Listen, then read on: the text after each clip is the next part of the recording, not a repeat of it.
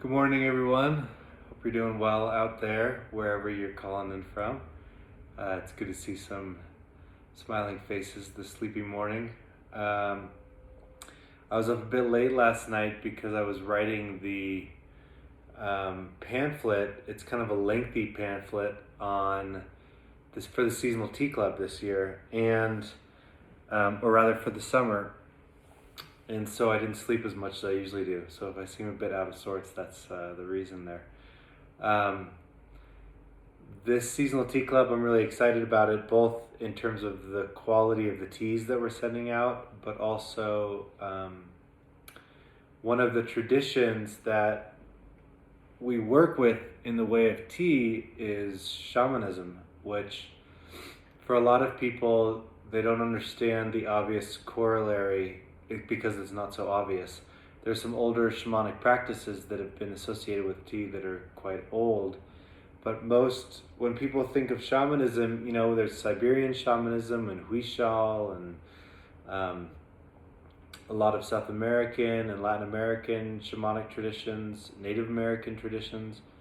For a lot of folks, they don't correlate necessarily Chinese, Taiwanese, Japanese practices with shamanic practice. I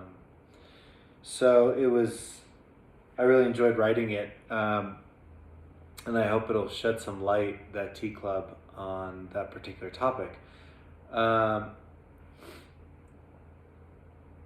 If you aren't in the seasonal tea club, that's fine. We do put up the previous season's pamphlets on the blog for the next season. So, for example, the spring tea club will go up in the next couple days as we start sending out the tea clubs to everybody. So anyhow, if I seem a little out of sorts, that's the reason. Bear with me. I'm gonna drink one of the teas from the seasonal tea club, which is a beautiful Liubao. Liubao tea and Liuan are dark teas that we drink in the summer often because they're actually cooling in the body, which I've mentioned previously. So if it's early morning, it's a little cold out, which it is today, and I feel like I want to drink a dark tea and it's summertime, I will usually tend towards Liubao or sometimes a red tea, kind of depending on the day. So this is a really beautiful tea. And the one thing I want to say about the meditation today is it occurred to me that I was teaching a lot of more advanced meditations previously, and some of the commentary and feedback I was getting from people was, this seems very complicated to me. And as I often say, I like this passage, a person of the world puts something on every day and a person of the Tao takes something off. Meditation is a lot about clearing all the dust and the cobweb and the discursive thoughts and confusion and the tendency towards being lost in thought in general. It's about clearing a lot of that out so you can really live your life in a more present, more alive, more engaged way. So if I'm sharing meditations that are leaving people feeling more confused and like they now feel like they need to add more things on before they can meditate, then in some ways I'm doing folks a disservice. And it occurred to me teaching more advanced meditations initially is not the right way to go about it. So I'm taking a step back and I'm at least going to teach some more foundational practices. Some of those more advanced meditations are on the website, and I'll leave those up and I'll put in the description if they're appropriate for a beginning meditator or not. So the practice we're going to do today involves mala beads. If you have mala beads with you, then maybe at some point after we've had 3 bowls together in silence, you could get them, but you do not need them for the practice. They're not necessary. But I think it's a nice way to understand the way to use mala beads in the context of meditation.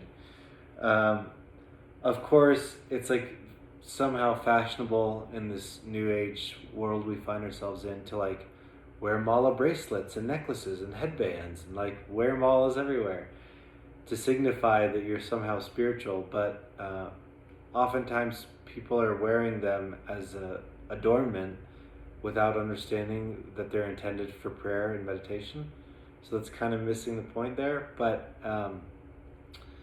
we're going to do a practice today to understand one of the ways that mala beads are often used in the Orient for meditation. Like I said, you don't need them, but you will at least have some better understanding even if you don't have mala beads. Traditional beads have 108 beads on them. There's lots of reasons for that, but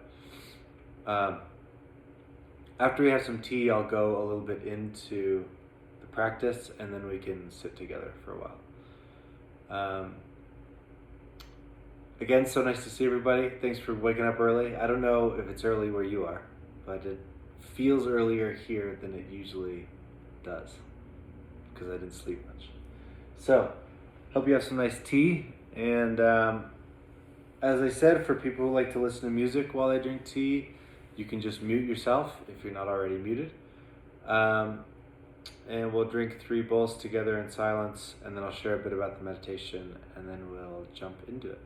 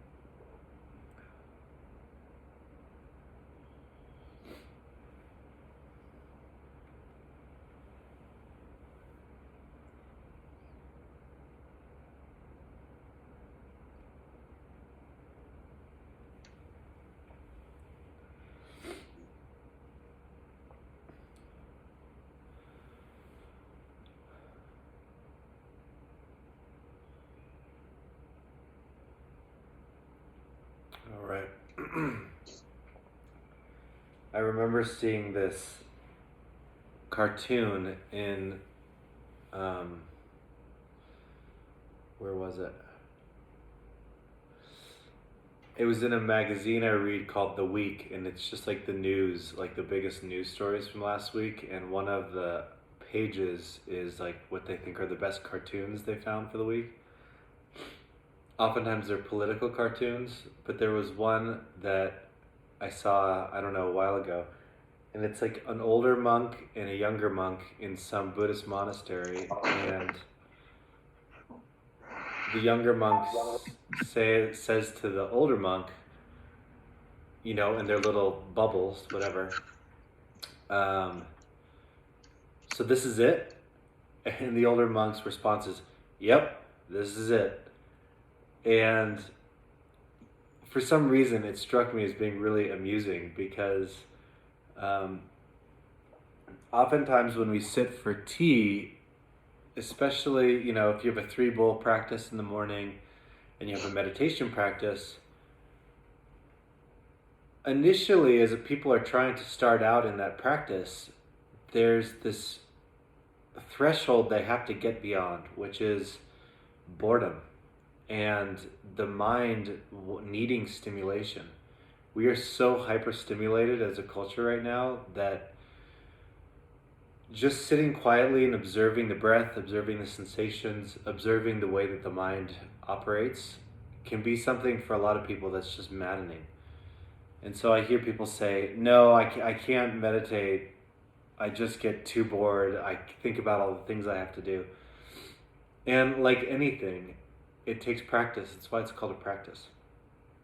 And over time, as one gets accustomed to that, it's like an acquired taste. Then meditation becomes something deeply nourishing and vivifying and clarifying, and our attention becomes sharper and clearer and more connected. And life becomes more high def. At the level of the senses, we're able to take in more. There's a place called the Heart Math Institute that set up all these brainwave monitors of long lifetime meditators. And I think it was done with a number of Zen monks from Japan. And what they observed in terms of their brain activity was that far more of their brain was actually active in any given moment, either in meditation or daily life. Yet the fluctuations were much more still. And the way that one of the monks described it is he said, it's been many years now, but there was a point where something switched over and life went into slow motion. The idea of slowing down time, and I talk about this a little bit in this Seasonal Tea Club, talking about shamanism. There's a concept we have in shamanism called stopping time. And in some ways, the idea is that the mind is creating your experience of time. And it is possible to step out of time or to bend space and time. We have that capacity at the level of the mind, but it can't be done because we will it or we wish it or we want it to happen. It has to happen through practice. It has to happen through stilling the mind, quieting the mind. And I said to a friend of mine when I used to live in Los Angeles and I was going to move to Colorado and I wanted to live in the mountains. And I wouldn't say it's a quiet place here because the mountains are quite loud in their stillness. There's a lot of animals and rivers and waterfalls and things happening, but the sounds are natural sounds. It's not the sounds of a city. And I said this to him some years ago. I said, I have to go live in the mountains for a while to make peace with my boredom. And his response was, that sounds incredibly boring. So part of the practice of tea and the practice of meditation is dropping into a deeper space, a deeper experience of day-to-day moments. And in those moments, there's a concept in Zen, which I talked about in a talk I gave on Zen that'll be up on the website in the next couple days, a primary fundamental concept in Zen is celebrating the ordinariness, or finding the extraordinary in the ordinary, celebrating the ordinariness of life. And that requires slowing down and paying attention. You know, the way that light comes through a window in the morning, or the way that incense dances, or some subtle flavors in the tea you're drinking. Maybe even the subtlety of thought that we're having, like a memory of something, and why is that memory so vivid in this moment? We have such a tendency to rush into the future, and where are we trying to get to is the question. Unfortunately, social media and marketing companies and advertising agencies spend gajillions of dollars every day to try to steal your most precious asset, which is your attention, and to keep your attention as long as they can. And the way to keep the attention is to feed constant stimulation, rapid stimulation. I have a 10-month-old son, and I worry about, my wife and I are trying to keep him, we will continue to try to keep him away from screens for as long as possible, because that those screens and all the apps and technology nowadays is diminishing our attention span. A lot of people don't read like long novels anymore because they're so accustomed to short videos, short movies, quick blips of information. That's why I'm really happy that there have been some people who are creating long form podcasts, because at the very least it invites and demands your attention for longer periods of time. So I obviously think that a mindful tea practice and meditation are as fundamental as clean water and breathing and exercise to a life well lived, and to the health and mental hygiene that's required to be happy. They seem to me to be absolutely fundamental, and that belief has only gotten stronger after many, many years of meditation. If I couldn't meditate for some strange reason, I know that my quality of life would change significantly. So my encouragement and my invitation is to stick with it. If you're new to meditation, make a discipline, make a habit of it. You know, habits are only difficult for a period of time, and once a habit becomes disciplined, then it becomes much, much easier. So waking up in the morning and sitting for 3 bowls and meditating, and ideally meditating a bit in the evening, might seem difficult at first, but over time it becomes much, much easier, and something that you really want. In the same way that, you know, like say you visit a friend in Chicago, and they want to take you to all the restaurants which have very greasy food, and all you eat is greasy Chicago pizza for a couple days. And once you leave, if you're accustomed to eating a healthy diet, all you want is like a kale salad. You're like, I don't want to see any greasy food for at least a month. It's a little bit the same way with meditation, where if life gets busy and things happen, if you have a strong practice, you can feel at the level of mental hygiene and emotional well-being that there's a pull, like a rubber band that's pulling you back to your zafu, which is your meditation mat. So my encouragement is, have a place in your home that you go and sit every day, and try to create a habit out of it. And over time you'll realize, oh, this is important for my well-being and for my happiness. And we have a concept in Taoism called the Shen. It's not a concept. The Shen is the spirit, a person's unique spirit that is connected to heaven, we say in Taoism. And that spirit carries your Ming, or your purpose, your contract, your raison d'etre in life.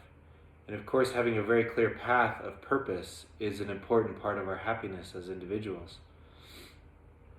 That Shen, again, this is a Taoist idea, the Shen will not stay stable and inhabit the heart unless there's stillness of the emotions.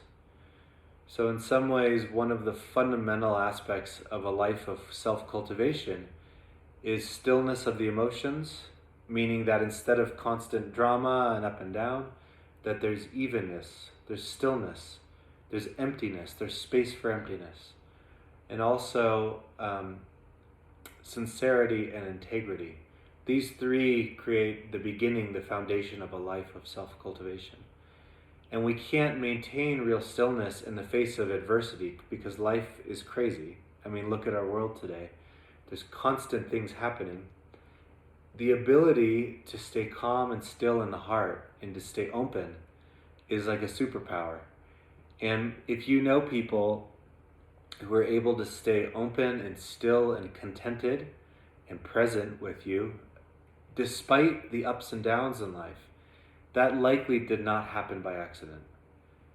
Most people I know who are really able to stay calm and focused and grounded and stay present with you consistently, and we all have friends or people like that who we really rely on for their wisdom and their depth, that didn't happen by accident. I mean, I suppose occasionally that might happen. We call those people saints. People who haven't worked on themselves their whole life and they somehow, like people refer to Grandmother Nell was always so kind and loving and giving and present and what. Occasionally people are capable of maintaining that inner goodness and that virtue and that capacity just because they're born with it. But for the rest of us crazy people, I'll speak for myself, I don't want to speak for any of you, it requires work. And so, again, it usually doesn't happen by accident. And when I meet somebody who I can sense in them a resonance of that stillness, emptiness, clarity of purpose, and that their eyes are open, they're able to really see the path in their lives. Those are people I like to ask questions of. What do you do? How do you spend your time? Do you have some kind of practice? Because oftentimes they have some real insight. Oftentimes there are things that they're doing in their lives that are helping facilitate that depth of living. So, meditation, I feel, is just so fundamental.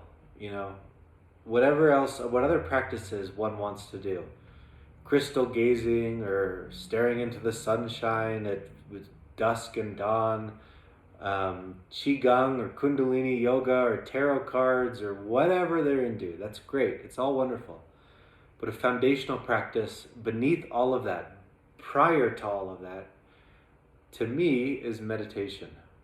Meditation will only enhance any of the other things you explore in a life of cultivation and practice. It, for me, is the ground of all being. It's the foundational practice. It's the thing that reconciles all differences. And it's also what allows us to bring our inner life and our external life closer together so that there's consistency. So we're not living two different lives.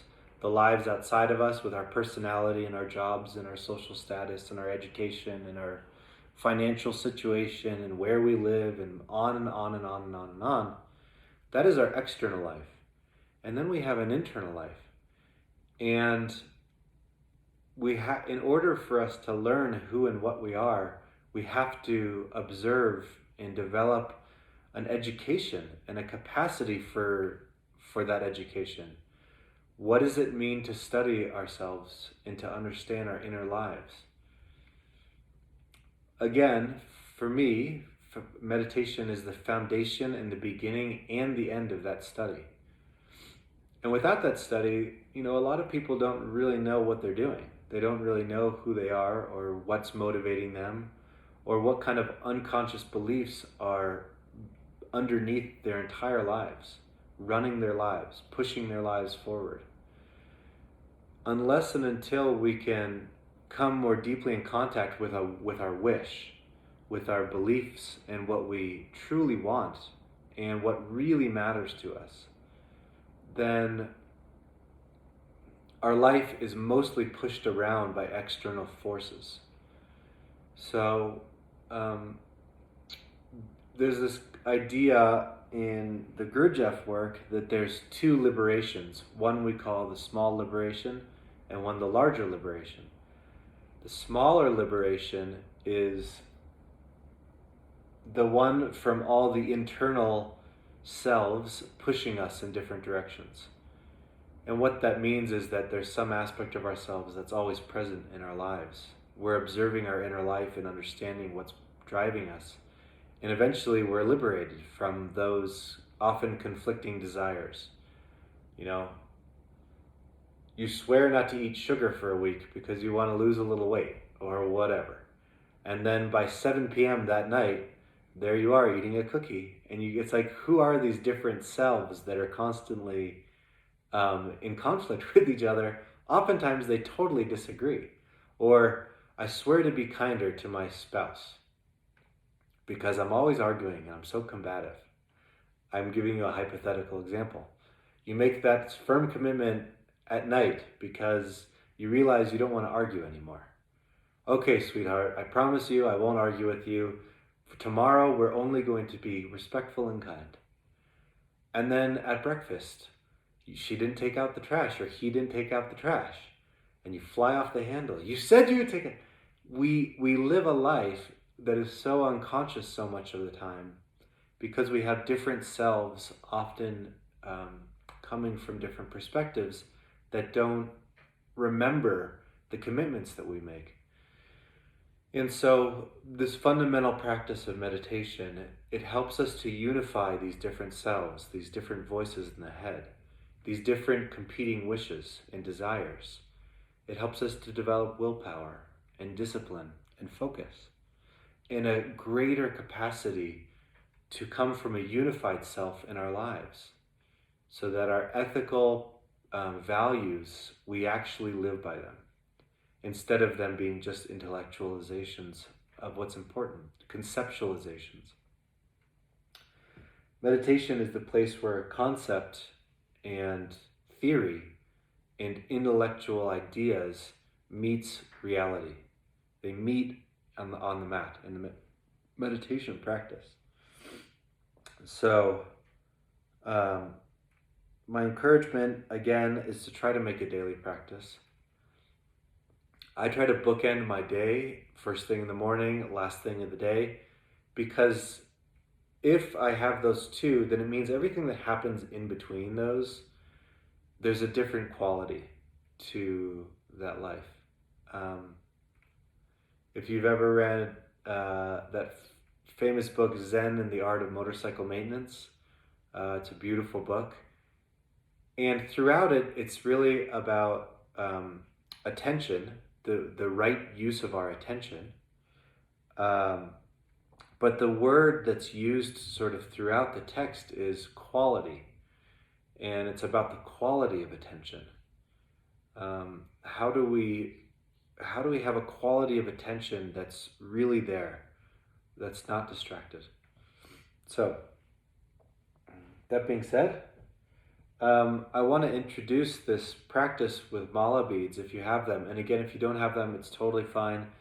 You'll still understand what this practice is. And so I often will wear my mala beads because they're a constant reminder throughout the day of this commitment to the meditative mind.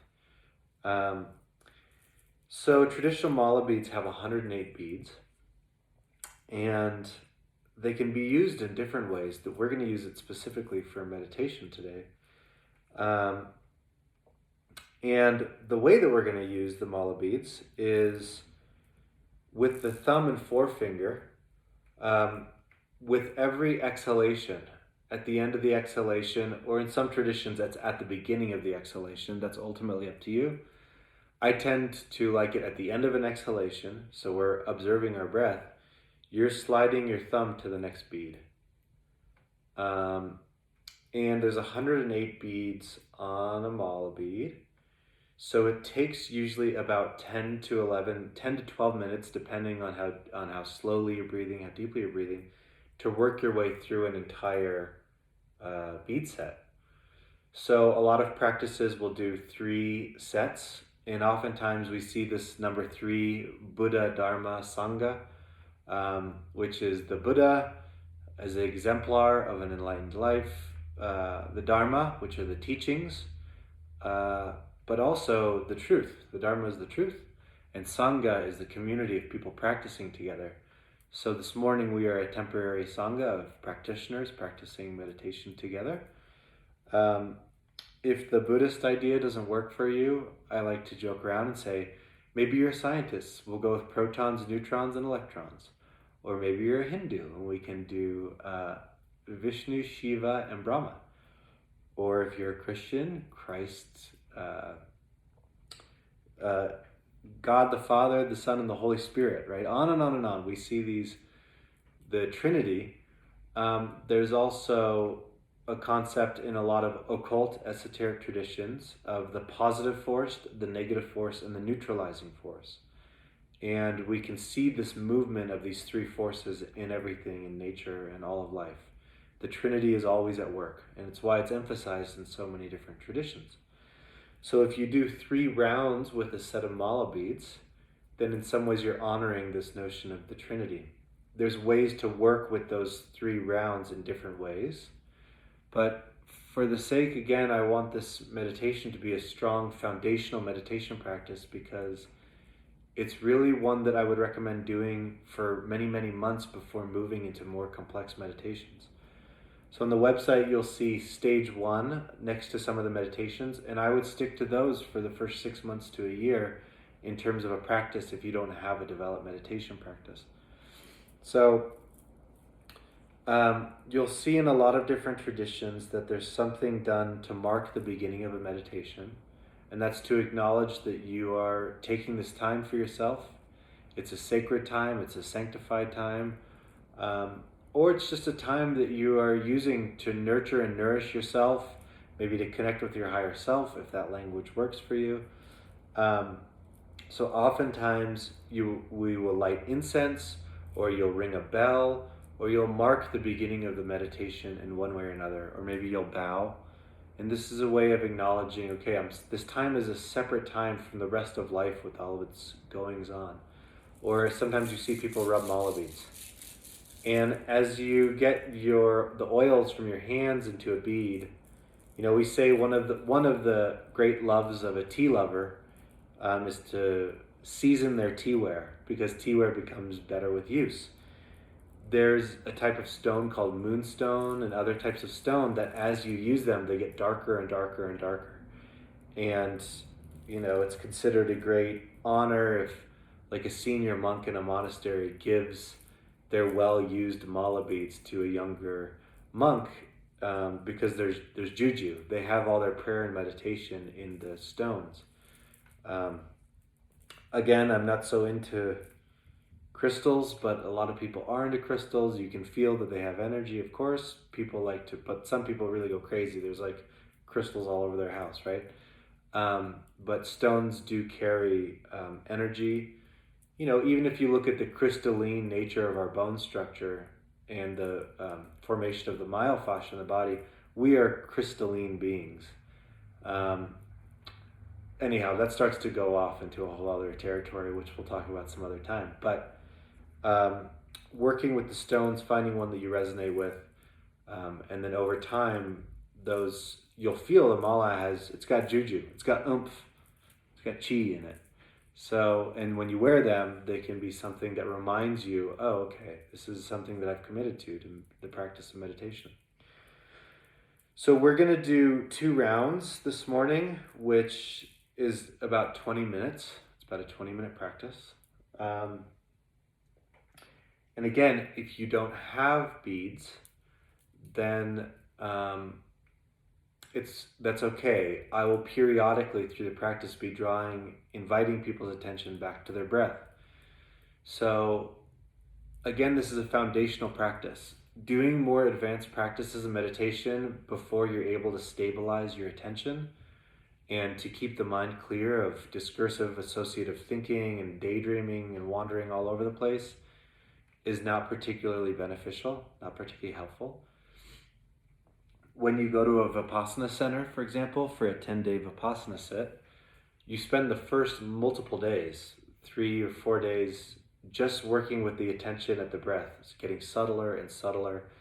And it's described as taking a knife and sharpening it on a stone with the inhalation and exhalation. And what happens after 3 or 4 days of meditating all day like that your attention becomes very refined. And then you can go into the body and start moving through the sensations. And it's at that point you can go much deeper and do deeper work. But doing that work without refining the attention is a bit misguided, and not so effective, which is why it's very helpful for a period of time to really just focus on a simple breath meditation practice. So again, I'll guide us up to a certain point, and then most of the practice will be observing the breath, and with every exhalation moving one more bead through a mala. And if you don't have it, it's okay, it'll be guided. And then I'll open it up after the meditation if anybody has any particular questions. So before we begin, again, in some traditions, the posture is the only thing that actually matters, is maintaining the posture. So you want your legs to sit flat with the shins on the floor or on the flat pillow. Ideally, the shins are totally flat together. If you're very flexible, you might sit in lotus position with the feet up on the thighs. You want to roll the tailbone forward so that the spine is very straight. If you look at a side photograph of a long-time meditator, you'll notice their spines are totally straight. The chin is tucked slightly with the occiput raised a bit and back. And the hands, the left hand can sit in the right with the thumbs just very gently touching. And again, we're going to be using the mala beads here, so the mala can sit in the lap, but your hands can still sit in that position. Again, I like to bow, maybe ring a bell, and light some incense, and then we'll start the practice.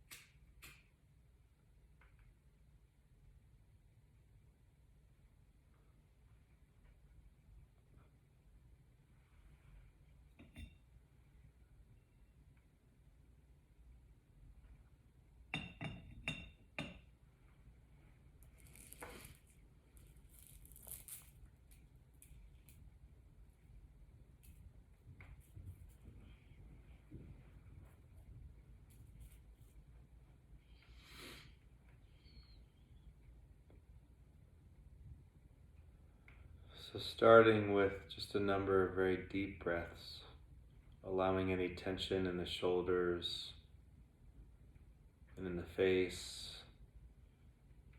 to just release, just feeling the rising and falling of the chest and diaphragm, and allowing yourself just to settle into this moment in this practice.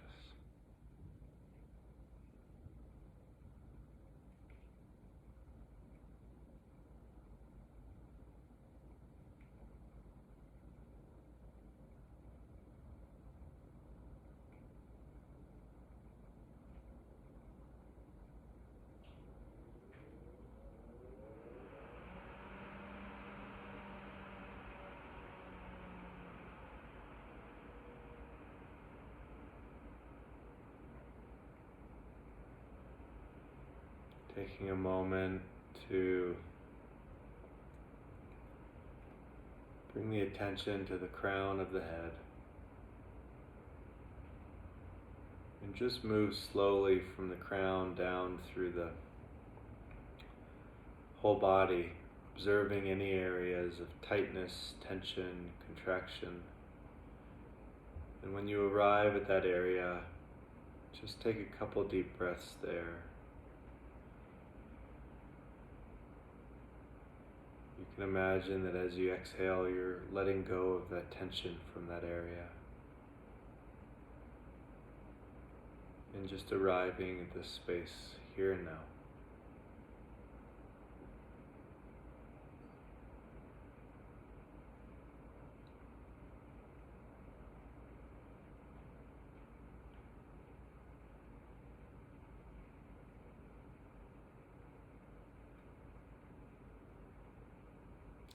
Inviting an energy of gratitude and openness. Maybe feeling like the body is smiling as you bring attention to these different areas.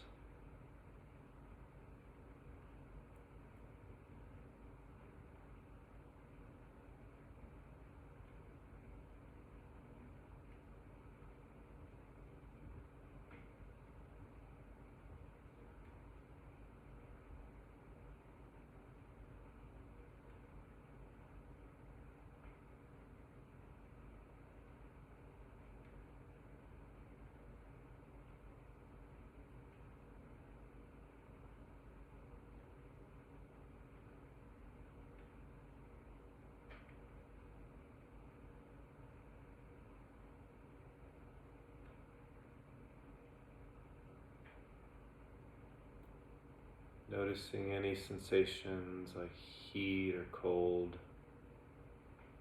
sweating, itching, agitation. Just observing how the body is alive with energy.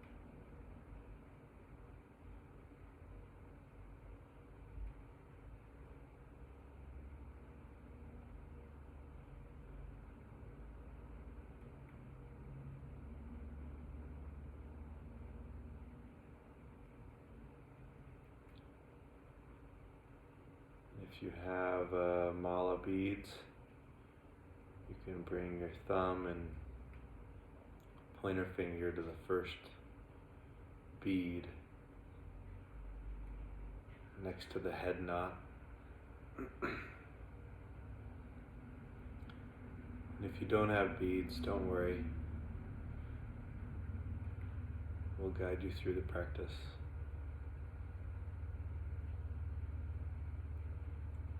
Bringing the attention to the breath, to the breathing. Noticing the sensation of air through the nostrils, in through the nostrils and out through the nostrils. Keeping the mouth shut and the tongue just barely touching the roof of the mouth.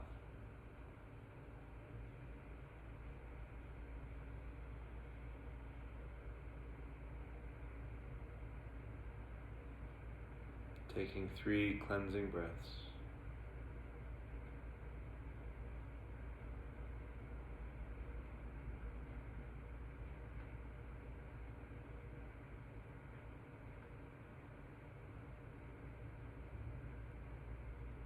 And with your next inhalation, moving to the second beat. And then with the next exhalation to the third, and so forth.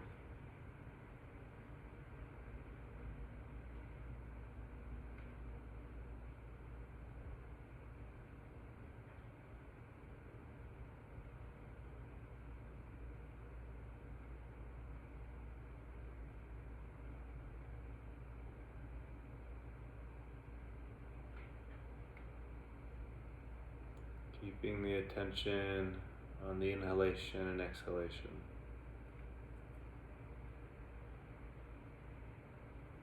As the mind wanders, we just come back to the sensation of the breath through the nostrils.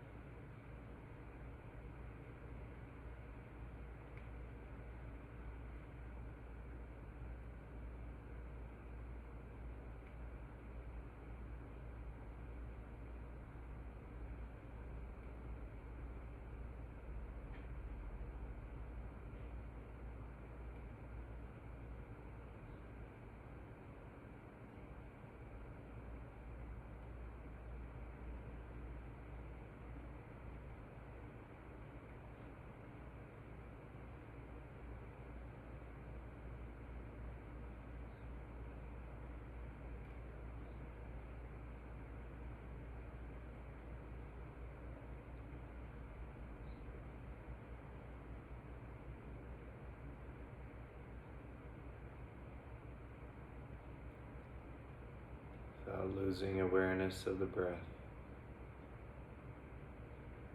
Noticing if you're holding tension in the shoulders. Just letting it go.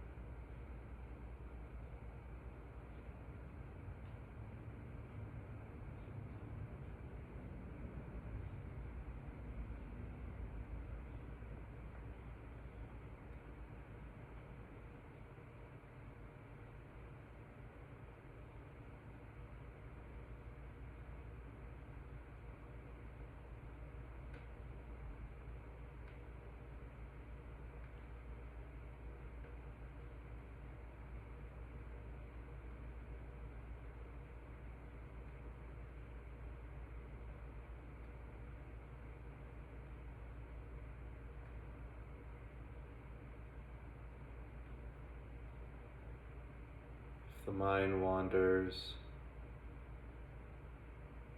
do not judge the thoughts, do not judge the self.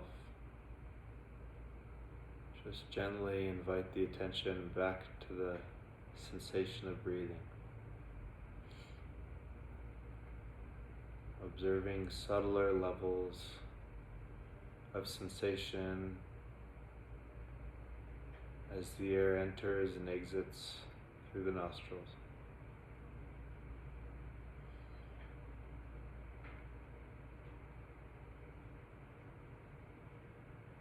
And if the mind keeps wandering, taking a couple of deep breaths to come back to this moment.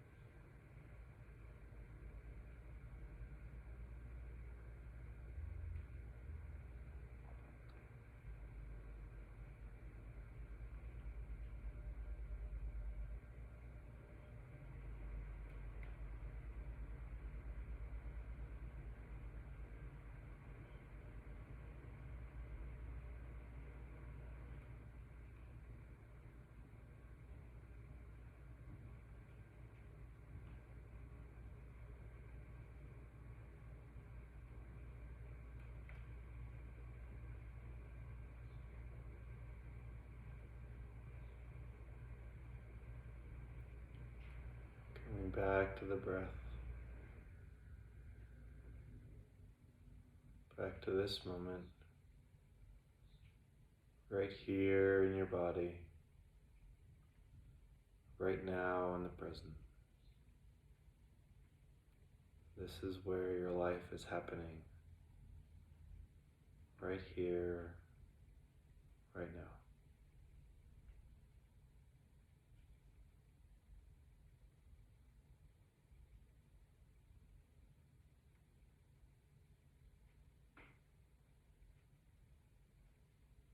For a moment, you can, without losing awareness of the breath, feel the entirety of your body,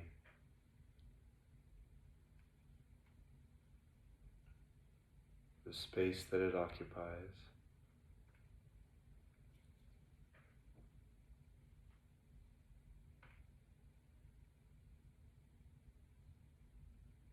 The weight on the ground. Remembering the entirety of yourself without losing your connection to the breath.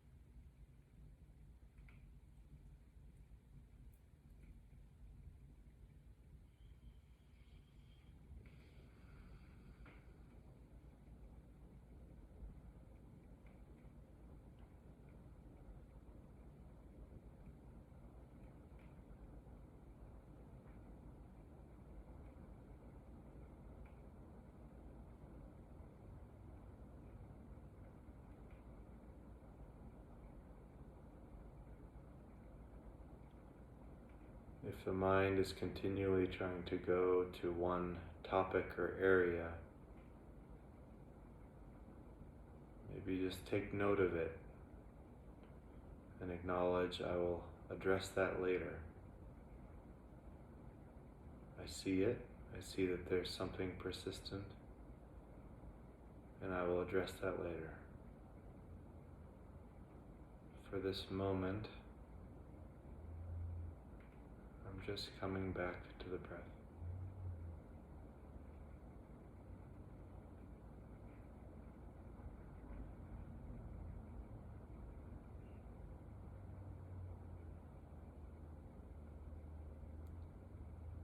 Allowing the mind to be empty. Just the bare attention, just bare awareness. Just pure existence, pure being.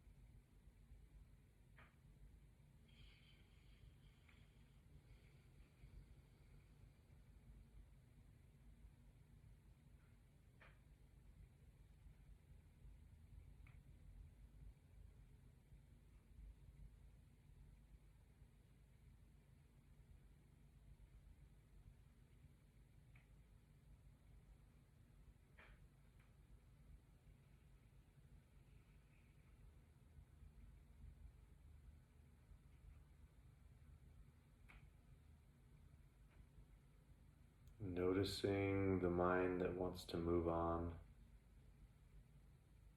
that's always trying to escape this moment. That is the mind of the ego, trying to create separation between you and your life.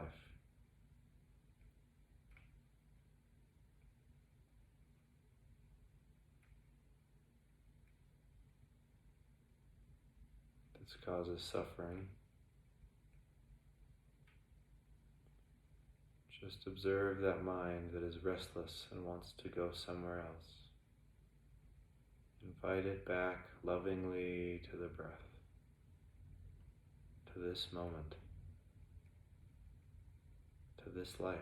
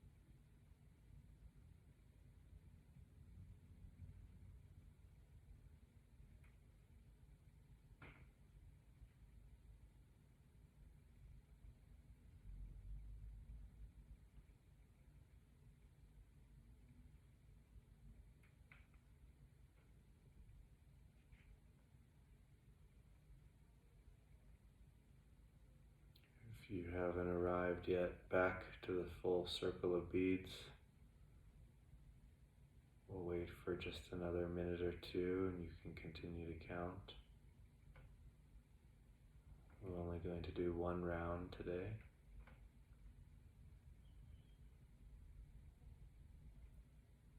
So again, coming back to the breath.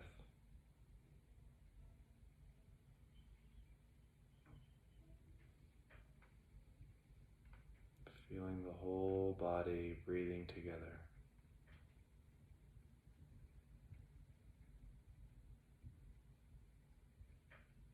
Rise and fall of the chest and the diaphragm.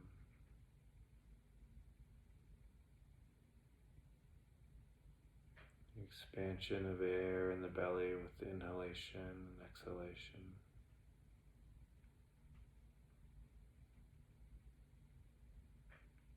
Perhaps you can feel your heart beating, pumping blood throughout all the arteries and veins. The flow of energy through all the meridians.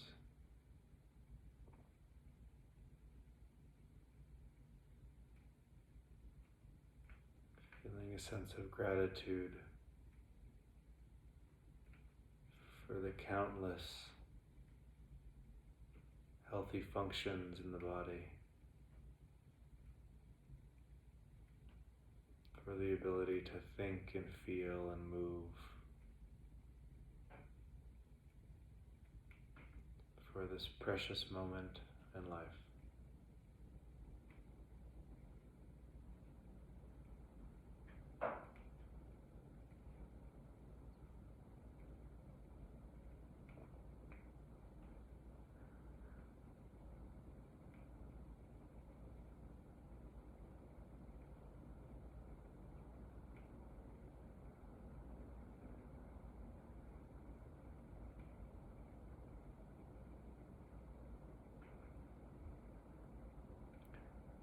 Moving slowly and observing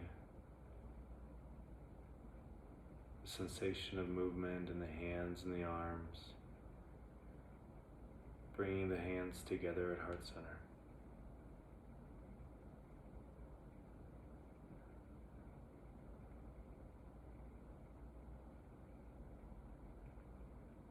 May all beings know joy and contentment.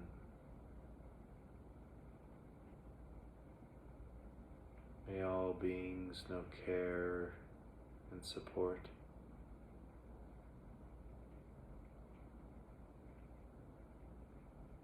May all beings be happy and free.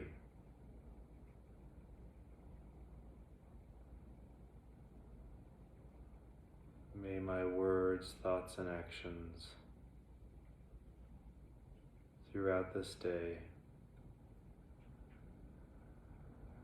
support all beings who I encounter.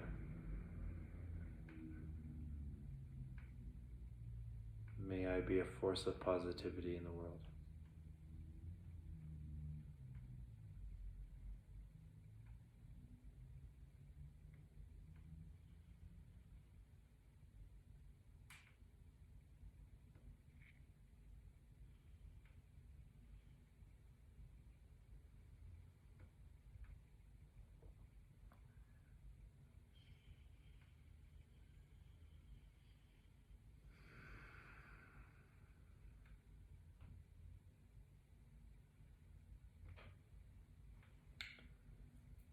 So as you're ready, you can open your eyes.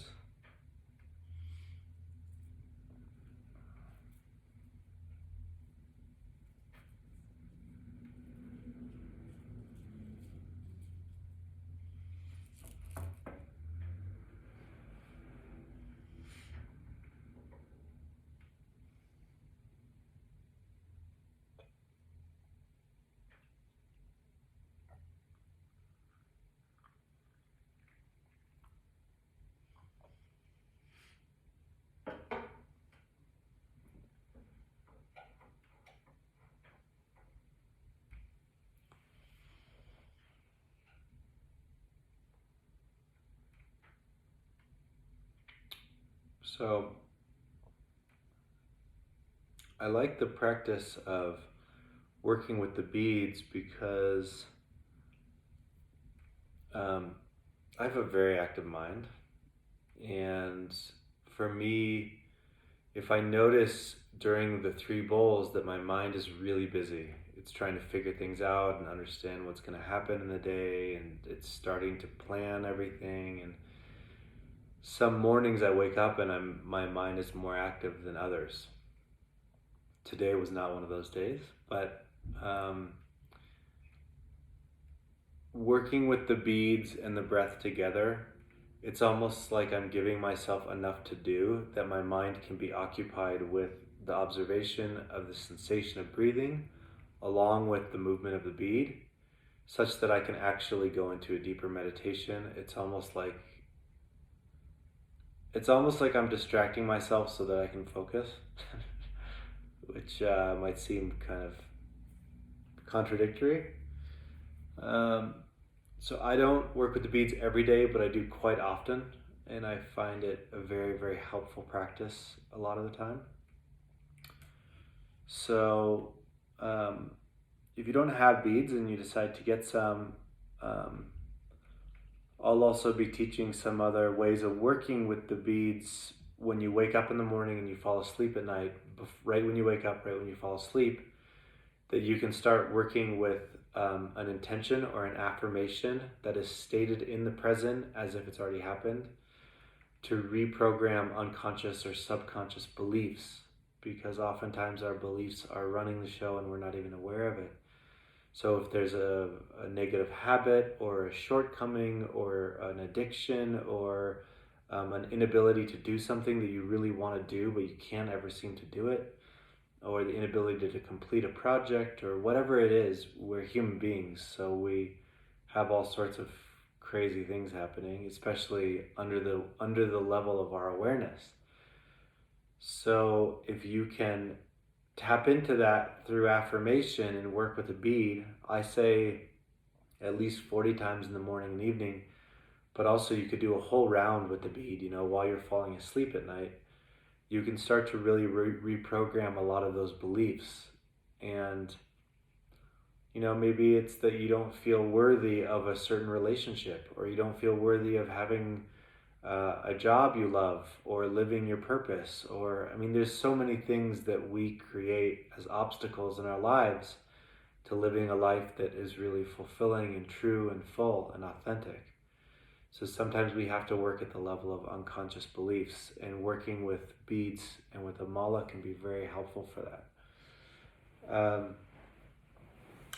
So I'm going to stop talking, and if anybody has any questions or anything they want to share or anything they're curious about, then now would be a really wonderful time. I do want to say one thing actually.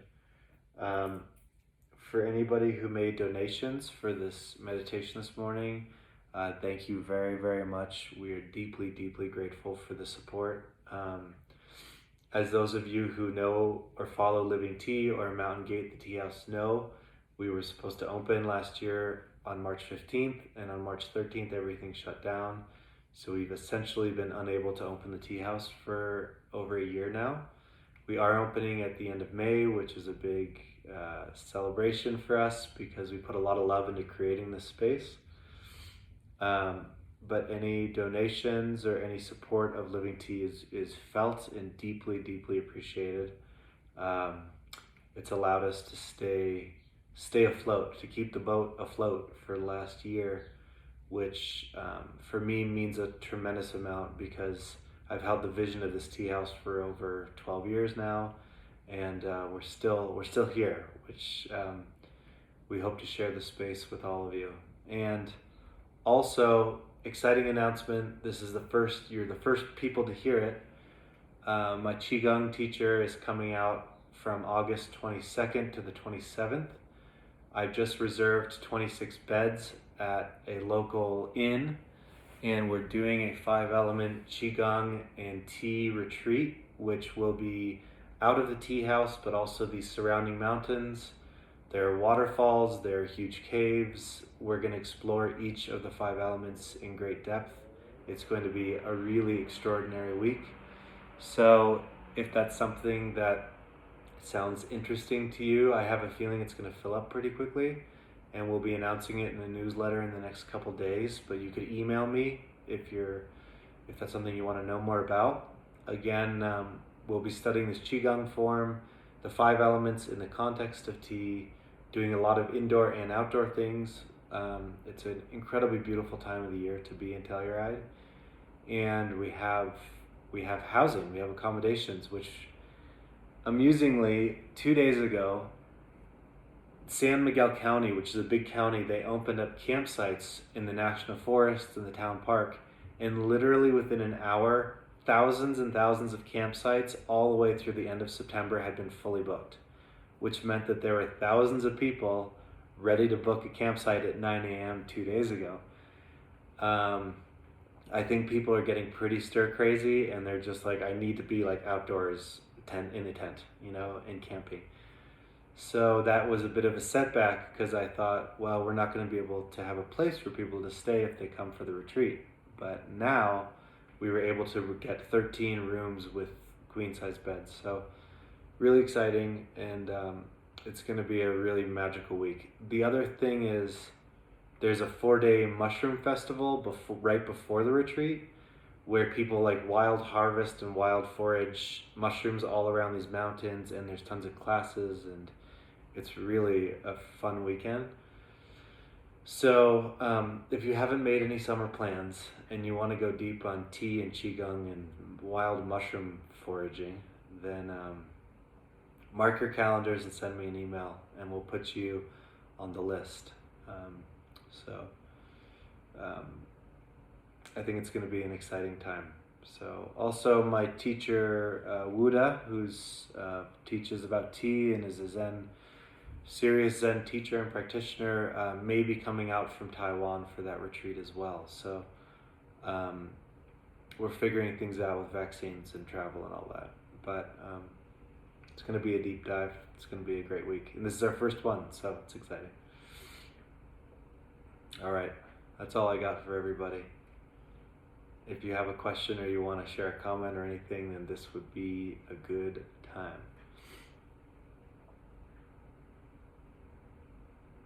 Hi, this is Ayana. I just wanted to quickly say thank you for even hosting this, and I look forward to joining in on several more. And I'm looking forward to the Mushroom Festival and that whole retreat as well. Thank you. Yeah, awesome. Thanks, Ayana. Hi, Colin. It's Lori. Thank you so much for these weekly meetings. You're incredible. I have a quick question for you.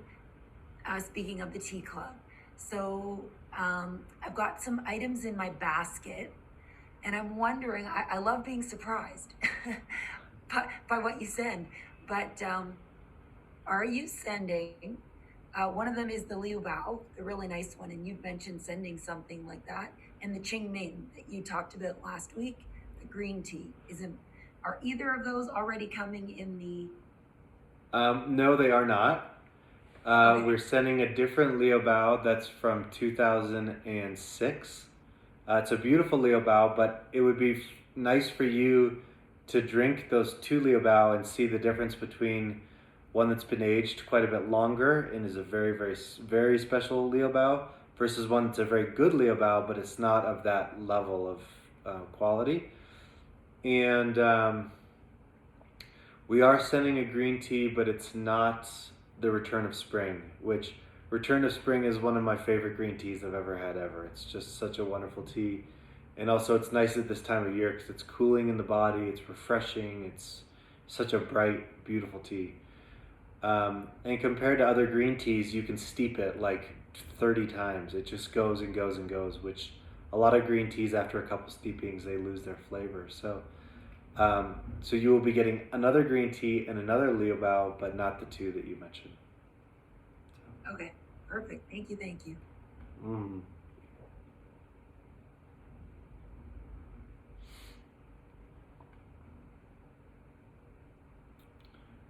All right. Well, as I mentioned earlier, I put these meditations, not all of them, but a lot of them, up on the website, and we'll have a class tomorrow night that is talking about shamanism and tea. That's coming out of the research and the work I've been doing in preparation for this tea club. So if that is a topic of interest to you, it's tomorrow evening. And I hope everybody has a great end of the week and a beautiful weekend if you don't come tomorrow. And we'll see you soon. Thanks for coming.